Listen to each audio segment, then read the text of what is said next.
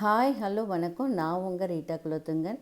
இன்றைய பதிவில் நம்முடைய சேனலில் நம்ம வாழைப்பூ வச்சு சூப்பராக வடை பண்ண போகிறோங்க. பாருங்கள், அதுக்கு முன்னாடி வாழைப்பூவில் என்னென்ன நன்மைகள் இருக்குதுன்னு பார்த்துக்கலாங்க. இரத்த சோகையை நீக்குதுங்க, மனச்சோர்வையும் போக்குது, மூளை விழிப்புணர்வு அடைய செய்யுதுங்க, பொட்டாசியம் சத்து அதிகம் நிறைஞ்சிருக்குதுங்க.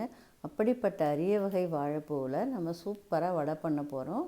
அதுக்கு நம்ம ஒரு வாழைப்பூவை எடுத்து நல்லா பொடியாக கட் பண்ணி எடுத்து வச்சுக்கிட்டோங்க. ஒரு 150 கிராம் கடலைப்பருப்பு ஊற வச்சுருக்கோங்க. பாருங்கள், ரொம்பவே சிம்பிளுங்க. 2 காஞ்ச மிளகாய், 2 பச்சை மிளகாய், 2 பெரிய வெங்காயம் அரிஞ்சு வச்சுக்கிட்டோம். 1 டேபிள் ஸ்பூன் சோம்பு, கல் உப்பு. இந்த ஊற வச்ச ஒரு 1/2 ஹவர் கடலைப்பருப்பு ஊறினா போதுங்க.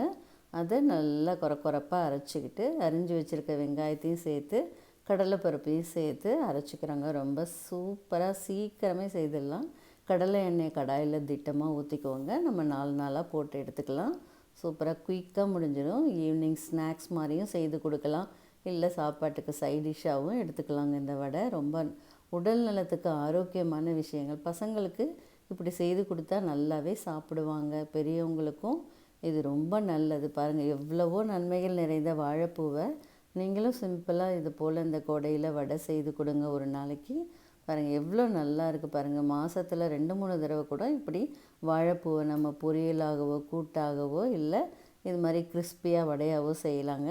இதே போல் நீங்களும் செய்து பாருங்கள். இந்த வீடியோ பிடிச்சிருந்தா லைக் பண்ணுங்கள், ஷேர் பண்ணுங்கள், சப்ஸ்கிரைப் பண்ணுங்கள். தேங்க்யூ.